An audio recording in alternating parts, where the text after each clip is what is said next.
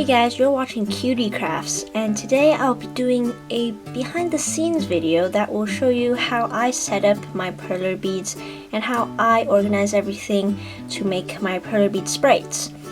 I'll also be showing you some of my other supplies and everything that I have just for doing this little hobby, and hopefully you can get some pointers on how you can start your own hobby of making perler bead sprites. And without further ado, here is a box. You might be wondering what's in this box, and I'll show you. It's a perler beater's dream. I got a haul of perler beads with over 20,000 beads in all of these bags. And the reason why you need some of these bags, I'll explain later. I just wanted to show you what you can get from these tiny 1,000 bead bags. There are actually more than 1,000 beads in here because no one really actually counts them.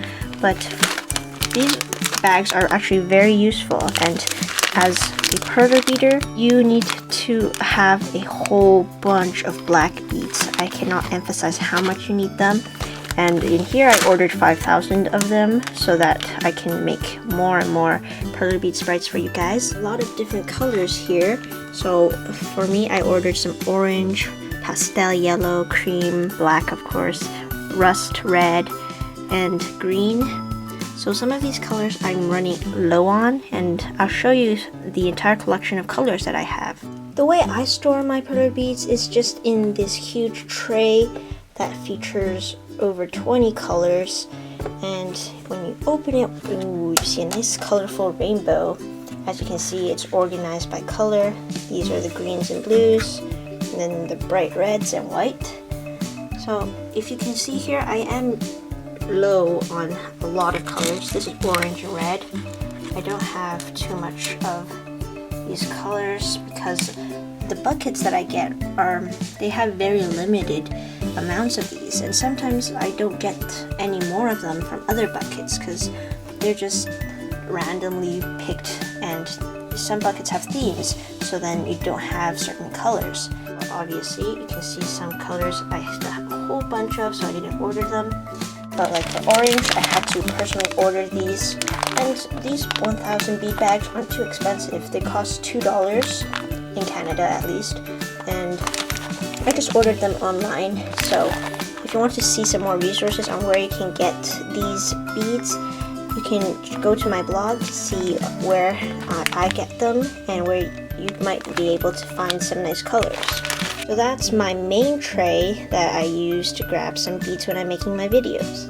This tray cost around $7, but it isn't the only tray I use because I still have a lot of other beads. So down here, at first I bought these $1.25 trays to hold them, but then it wasn't enough, so currently I am holding just some extra beads that I don't regularly use in my creations or my little projects.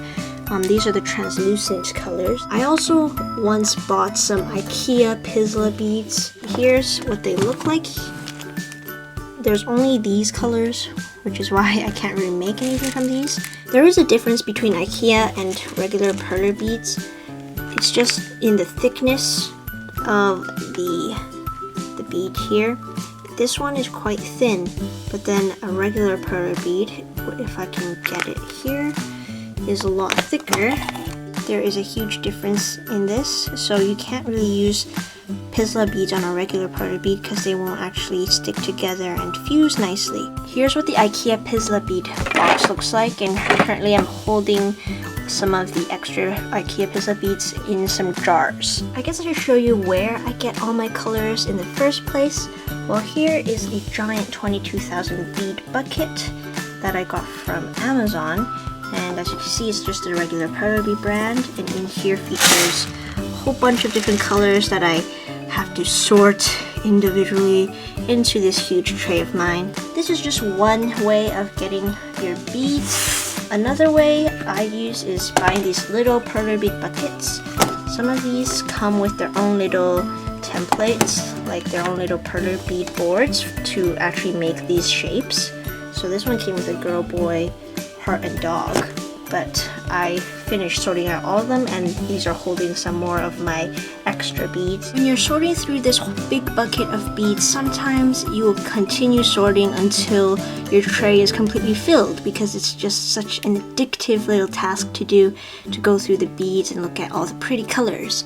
So when that happens, I have some extra little jars that I use to fill in some extra beads, so that if it ever runs low, I can just open this up and fill it up. This is just a regular jar that's empty.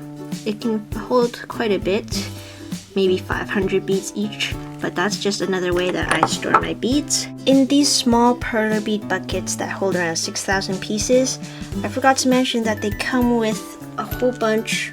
Well, not all of them, but like the one that I showed you before, the one with the dog, man, lady, and heart.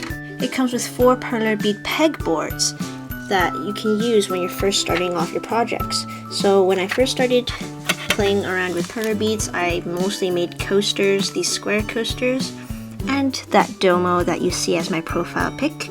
It's really cool for young children to start off making their own little Perler bead creations. Another essential supply that you need is parchment paper. This is also called ironing paper because it's what you use to iron your Perler beads, but these are crucial for all of your Perler bead creations. When you're ironing, you don't want your iron to completely melt the beads and get it stuck onto the surface, so this will help as a small protective barrier. I also have this huge one that is used for larger projects. All you need to do really is get some parchment paper from your local kitchen section of your department store. You can continue ironing a whole bunch of beads for a very long time. I don't think I'm forgetting anything. Oh yeah, pegboards. After you move on from those tiny pegboards that you get from those bucket of beads, you will probably need a large 29 by 29 pegboard. When I first bought this, it came with some beads as a little starter board, but once you need some more boards, you might want to buy a 4-pack. So this 4-pack costs $12 from Amazon, and they're clear ones. The thing with these is that I found that if you iron it a bit, it might bend, but they're pretty much okay. This one has been good with me so far. The first time I tried to iron on this large pegboard, I sort of melted this part. I don't think you can see it, but I sort of melted it. But it's still okay because I didn't melt it too much. These ones I would beware. I would use a different method. The masking tape method is good. There are nice masking tape method videos out there on YouTube, so you can check those out if you like. Last but not least, you have to remember the most important thing to making Perler bead sprites: your iron. This has been a very nice iron for me because it has a really nice flat surface. It's the one that I don't use to iron clothes, but yeah, this one I just set it to 3 when I iron, and it does a pretty good job with making a lot of my sprites. Finally, I'm just showing you where I keep all of my Perler bead supplies, well, most of them anyway. It's in this tiny little ottoman. It's just a little cube kind of bench that you can hold stuff in. So once I put it on, it is a nice chair. I think that's pretty much it for all the supplies that I have here. You just need some beads, pegboard, ironing paper, an iron, and you're good to go.